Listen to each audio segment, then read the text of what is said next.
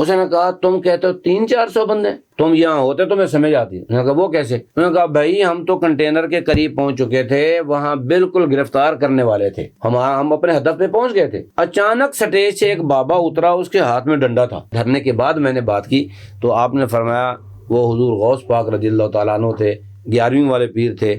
میں مسلسل عرض کر رہا تھا کہ اے پیران پیر آپ دستگیر ہیں، ہم حضور کی ختم نبوت کے لیے آئے ہیں تو ہماری مدد کیجیے۔ تو یقیناً پھر انہوں نے ہی مدد فرمائی ہے۔ ہمارے 8 بندے شہید ہو گئے۔ جتنے بھی شہید ہیں ان کے سینے پر یا پیشانی پر کسی بھی شہید کے پشت پر گولی نہیں لگی، اس کو گولی لگی، اس نے جو ہی گولی لگی آخری الفاظ سے اس نے کہا تاجدار ختم نبوت۔ فیض حمید نے کہا جی آپ اپنے مطالبات دیں، کیا کیا آپ کے مطالبات ہیں؟ تو بابا جی رحمۃ اللہ علیہ نے فرمایا ہم ختم نبوت کے لیے آئے تھے، ختم حکومت کے لیے نہیں آئے تھے۔ اس نے کہا تم کہتے ہو 300-400 بندے، تم یہاں ہوتے تو میں سمجھ آتی۔ انہوں نے کہا وہ کیسے؟ انہوں نے کہا بھائی ہم تو کنٹینر کے قریب پہنچ چکے تھے، وہاں بالکل گرفتار کرنے والے تھے، ہم اپنے ہدف پہ پہنچ گئے تھے، اچانک سٹیج سے ایک بابا اترا، اس کے ہاتھ میں ڈنڈا تھا، وہ جو ہی نیچے اترا اور پیچھے لاکھوں لوگ اس کے ساتھ ہو گئے۔ کہتا ہے ہم نے تو جانیں بچائی ہیں بھائی، بڑی مشکل سے، ہمیں تو ہوش نہیں ہے ہمارا ہتھیار کہاں ہے، ہماری ٹوپیاں کہاں ہیں، ہم تو بھاگے اور جانیں بچا کے نکلے ہیں وہاں سے۔ اس نے کہا وہاں ہم بھائی لائیو دیکھ رہے ہیں، وہاں تو کچھ بھی نہیں ہے۔ انہوں نے کہا تم کیا لائیو دیکھ رہے ہو، ہم اپنی آنکھوں سے وہاں کھڑے ہوئے ہیں۔ تو پھر میں نے بابا جی رحمۃ اللہ تعالیٰ علیہ سے بات کی، میں نے کہا حضور ایسے ایک آدمی نے بتایا، دھرنے کے بعد میں نے بات کی تو آپ نے فرمایا وہ حضور غوث پاک رضی اللہ تعالیٰ عنہ تھے، 11ویں والے پیر تھے۔ میں مسلسل عرض کر رہا تھا کہ اے پیران پیر آپ دستگیر ہیں، ہم حضور کی ختم نبوت کے لیے آئے ہیں تو ہماری مدد کیجیے۔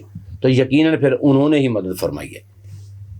اس دوران جب میرے بیٹے کو لے کے گئے اور وہ لوگ بھی بھاگ گئے، پولیس والے بھاگ گئے، تو میں نیچے اترا کیونکہ میرے دل میں یہ تھا بیٹا میرا شہید ہو چکا ہے۔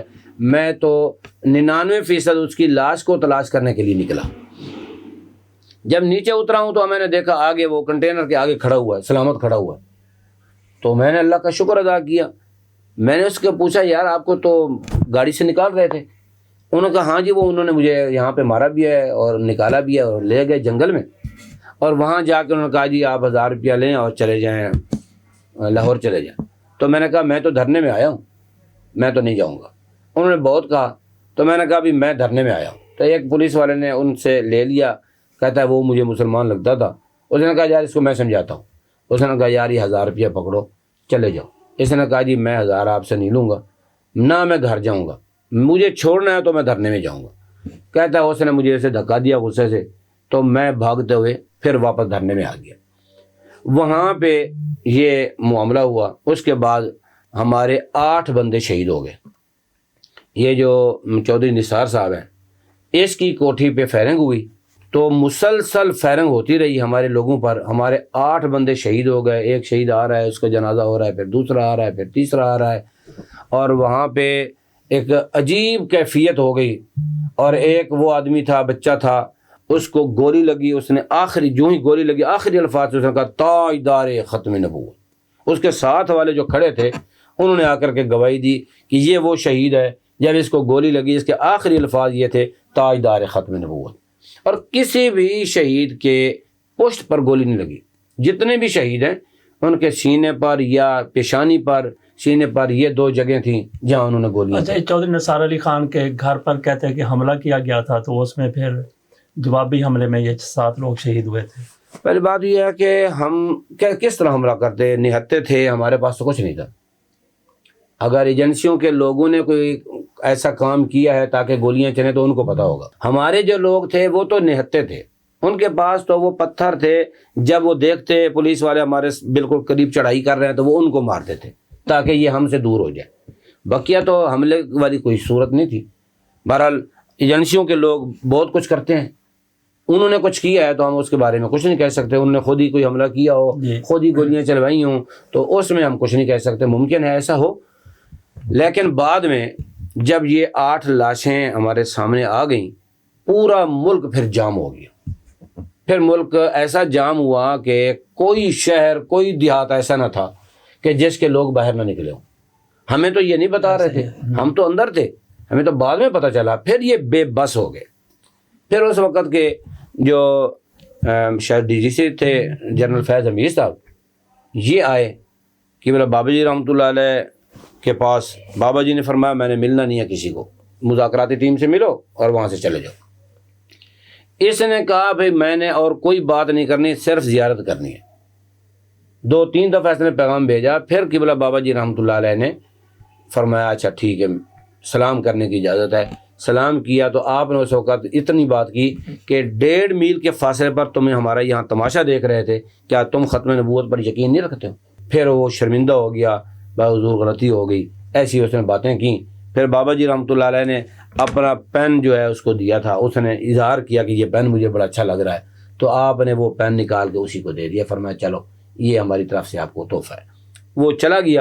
لیکن وہاں یہ بات ہوئی، ہمارے ایک دوست نے بات کی، اس نے کہا جی اب معاملہ بڑھ گیا ہے، ہم آئے تھے وہ زاہد حامد جو وزیر تھا اس کا استعفیٰ لینے کے لیے، لیکن اب ہمارے 8 شہید ہو چکے ہیں اور ہم آگے اس کو بڑھا سکتے ہیں، ہم تو حکومت بھی ختم کروا سکتے ہیں۔ فیض حمید نے کہا جی آپ اپنے مطالبات دیں، کیا کیا آپ کے مطالبات ہیں؟ تو بابا جی رحمۃ اللہ علیہ نے فرمایا ہم ختم نبوت کے لیے آئے تھے، ختم حکومت کے لیے نہیں آئے تھے، ہمارا ایک ہی مطالبہ ہے، زید حامد کو فارغ کر دیا جائے۔ اور وہ بڑے حیران ہوئے کہ یہ اس کا اظہار رانا ثناء اللہ صاحب نے اب کیا ہے۔ اب جو ہمارا 22 دن کا 1 مہینے کا مارچ تھا، 22 مئی کو شروع ہوا تھا کراچی سے پاکستان بچاؤ مارچ، اس موقع پر جب مذاکرات ہوئے تو اس مذاکرات کے بعد رانا ثناء اللہ صاحب نے انٹرویو دیا، میرے خیال میں جیو کو دیا، انہوں نے پھر اس کا اظہار کیا، انہوں نے کہا یہ خالصتاً ختم نبوت کے لیے نکلے ہوئے لوگ ہیں، ہم ان کو 2017 سے دیکھتے آ رہے ہیں۔ 2017 کی خاص بات یہ ہے، انہوں نے کہا خاص بات یہ ہے کہ ان کے جب مطالبات ہم نہیں مان رہے تھے، مذاکرات ہو رہے تھے، آخر میں 8 بندے ان کے شہید ہو گئے، پھر کسی نے کہا کہ اب آپ حکومت بھی گرا سکتے ہیں، تو ان سے جب بات کی گئی انہوں نے کہا ہمارا ایک ہی مطالبہ ہے، ہمارا مطالبہ یہ ہے زاہد حامد کو برطرف کر دو۔ کہنے لگے ہمیں بھی یقین ہو گیا کہ یہ لوگ حکومت کے خاتمے کے لیے نہیں آئے تھے، کسی کے اشارے پر نہیں آئے تھے۔ پہلے وہ کہتا تھا یہ کسی کے اشارے پر ہے، بعد میں ہمارے ساتھ جب بیٹھا پھر اس نے کہا نہیں، اب ہمیں یقین ہو گیا، مذاکرات میں جب بیٹھا کہ مجھے یقین ہو گیا کہ آپ لوگ کسی کے اشارے پر نہیں آئے۔ یہ رانا ثناء اللہ کہہ رہا تھا؟ جی جی یہ رانا ثناء اللہ آحسن اقبال صاحب نے ان دنوں کہا تھا جی کہ ان کو تحریک لبیک والوں کو انڈیا کی پشت پناہی حاصل ہے۔ ہاں تو 2017 سے اب 2023 ہے، اتنے عرصہ گزر گیا، ان کو تو کوئی چیز نہیں ملی ہمارے خلاف، ہمارے خلاف سارے ہیں۔ اچھا یہ علامہ صاحب میں آپ سے ایک بات کرتا ہوں، مجھے آپ کی ہر بات پر اعتبار ہے، اچھا یہ نہیں میں کہتا جی ایمانداری سے بتائیں، دیانتداری سے بتائیں، مجھے آپ کی دیانت پر، ایمانداری پر اتنا ہی اعتماد ہے جتنا علامہ خادم حسین رضوی صاحب کی پر تھا۔ اچھا تو ابھی چیف جسٹس صاحب کہتے ہیں، وہ کہتے ہیں جی کہ اس کا دھرنے کا جو فیض آباد میں ہوا تھا 2017 کا ماسٹر مائنڈ اس کی بات کرتے ہیں، اور اشارہ ان کا فیض حمید کی طرف ہے۔ آپ کہتے ہیں کہ پہلی ملاقات انہوں نے سلام کرنے کے لیے کی تھی۔ جی پہلی بات تو یہ ہے کہ میں نے پہلے عرض کر دیا تھا کہ بلا بابا جی رحمۃ اللہ تعالیٰ علیہ یہاں سے نکلنے سے پہلے جمعے کے اجتماع میں آپ نے یہ دعا کی تھی جی یا اللہ اگر میرے کروڑویں حصے میں بھی اس کے علاوہ کوئی بات ہو تو مجھے غرق کر دینا، مجھے موت دے دینا، میں حضور کے سامنے اس حال میں نہیں جانا چاہتا۔ بابا جی رحمۃ اللہ علیہ کی اس بات کی سچائی بابا جی کا جنازہ ہے۔ یہ جنازہ حضرت امام احمد بن حنبل رحمۃ اللہ علیہ فرمایا کرتے تھے کہ ہمارے فیصلے ہمارے جنازے کریں گے، کہ جنازہ بتائے گا کون سچا ہے کون جھوٹا ہے۔ جو آپ کے مقابل میں بادشاہ تھا جو آپ کو کوڑے مروایا کرتا تھا، وہ جب مرا تو اس کی چارپائی اٹھانے کے لیے 5واں بندہ نہیں تھا، 4 بندے تھے جو جنازہ اس کا اٹھا کے لے جا رہے تھے۔ جب کہ حضرت امام احمد بن حنبل رحمۃ اللہ تعالیٰ علیہ اس دنیا سے تشریف لے گئے تو 17 لاکھ لوگوں نے اس زمانے میں شرکت کی، تو سب کی آنکھیں کھول گئیں کہ حضرت امام صاحب کا جو فرمان ہے کہ جنازے فیصلہ کریں گے، تو جنازے نے فیصلہ کر دیا کہ امام صاحب حق پر تھے۔ اسی طرح ہم اب کیا آپ کو قرآن اٹھائیں، اب ہم کسی کی زبان بند کرائیں، کیسے کر سکتے ہیں؟ ہم تو یہ ہمارے پاس کھلی دلیل ہے کہ 1,75,00,000 بندہ 1400 سالہ تاریخ میں کہیں آپ کو نہیں ملتا. 1400 سالہ تاریخ میں, پوری اسلامی تاریخ میں کہیں نہیں ملتا, پوری دنیا میں نہیں ملتا. یہ بابا جی رحمۃ اللہ علیہ کا خلوص تھا, یہ ان کی سچائی تھی. یہی ہمارے پاس دلیل ہے, اس میں کوئی ایک ذرہ برابر کسی کا کوئی کردار نہیں ہے. فیض حمید بیچارے, اس کی کیا حیثیت ہے.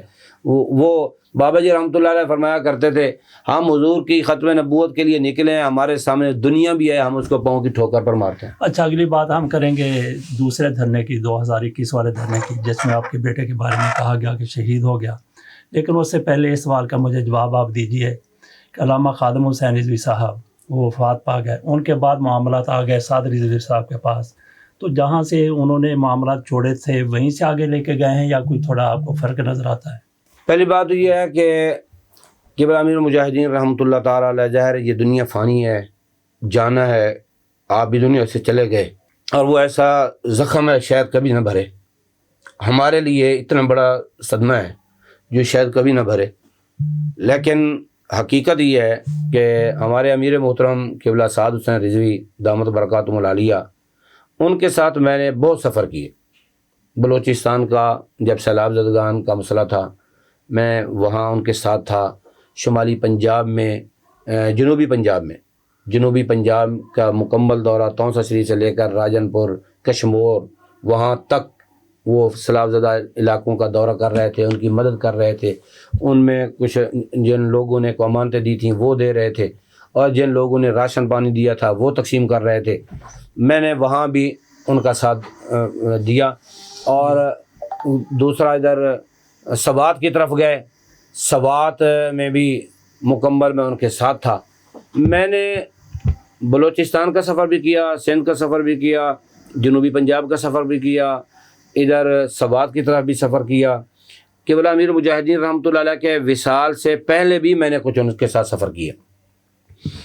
مجھے حقیقتاً وہی جرت, وہی شجاعت, وہی غیرت, وہی حمیت جو قبلہ بابا جی رحمۃ اللہ علیہ کے اندر تھی, وہی قبلہ سعد بھائی دامت برکاتہم العالیہ کے اندر نظر آئی. اور انہوں نے اسی جگہ سے آگے شروع کیا.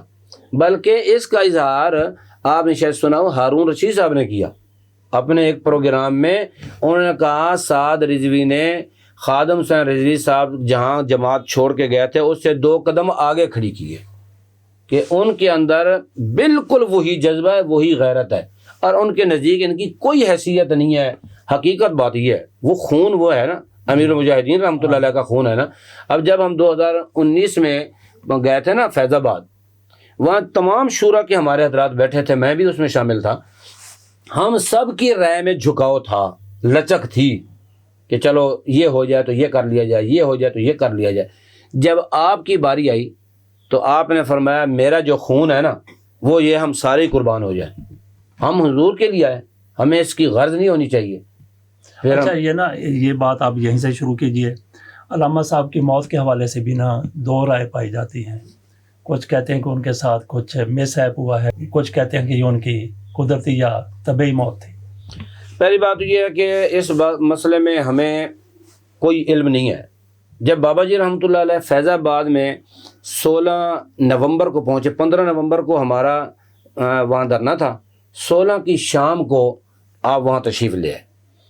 اس وقت جب میں نے سلام کیا تو آپ کے ہاتھ جو تھے وہ گرم تھے.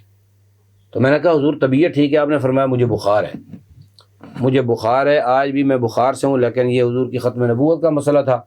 تو میں نے کہا جانا تو ہے, لیکن کیوں نہ حضور کی ختم نبوت کے لیے ہر صورت چلے جائے. تو اس وقت آپ کو بخار تھا. بعد میں 3 دن کے بعد آپ کا وصال ہو گیا. بعد میں یہ خبریں آئیں, ہم اس کو مکمل کنڈم نہیں کر سکتے. ممکن ہے جیل میں انہوں نے کچھ کیا ہو جو آہستہ آہستہ اثر انداز ہو اور یہاں آ کر کے خاتمہ ہو گیا, ممکن ہے, لیکن یقینی طور پر ہم کچھ نہیں کہہ سکتے. ہمارے سامنے جو کچھ ہوا وہ طبی موت ہے. اور آخری دن گھر میں تھے, گھر میں سارا دن پورے گھر کے افراد جو تھے وہ ان کے ساتھ تھے, باہر کے لوگ نہیں ملے, تو آپ کی طبیعت ایسی تھی. اچھا, آخری دنوں وہ جو اقدامات کر رہے تھے, جو فیصلے کر رہے تھے, آپ نے ایک دفعہ مجھے بتایا تھا کہ اس سے آپ نے اخذ کیا کہ ایسے فیصلے یہ کیوں کر رہے ہیں؟ وہ اس وقت کیا میں نے، میرے ذہن اس وقت بھی نہیں آیا، بعد میں آیا کہ جب 15 نومبر کا دھرنا ہم نے دیا اور 16 نومبر کو ہمارے پھر مذاکرات ہو گئے شام کو 2019 میں جی 2019 میں وہ جب ہو گئے مذاکرات، اس کے بعد ہم نے جلسہ کیا۔ اس جلسے میں قبلہ امیر المجاہدین رحمۃ اللہ علیہ آپ نیچے بیٹھے ہوئے ہیں، آپ فرما رہے ہیں شاہ جی اوپر چلے جاؤ، بغدادی صاحب اوپر چلے جائیں، فلاں اوپر چلا جائے، خطیب الاسلام اوپر چلا جائے، اب سب کو اوپر بھیج رہے ہیں، آپ نیچے بیٹھے ہوئے ہیں۔ پھر بعد میں دوستوں نے کہا حضور آپ تشریف لیں، آپ نے فرمایا نہیں تم بیٹھو، پھر اصرار کر کے آپ کو اوپر بلایا گیا کہ ایسے نہیں ہوگا کہ آپ کے ساتھ ہی ساری رونق ہے، پھر آپ اوپر تشریف لائیں۔ پھر آپ نے اپنی مرضی سے اپنے دوستوں کو، اپنے شورا کے حضرات کو بٹھا کے آپ نے فرمایا یہ ہے آپ کی قیادت۔ اچھا جی، یہ پہلے کبھی نہیں فرمایا تھا، اس موقع پر آپ نے فرمایا یہ آپ کی قیادت ہے، مجھے ان پر ناز ہے یا فخر ہے، کوئی بات کی کہ انہوں نے ایک دن ایسے گزارا کہ میں مطمئن ہو گیا اب یہ لوگ سنبھال سکتے ہیں۔ اس وقت تو ہمارے ذہن میں کوئی بات نہیں آئی۔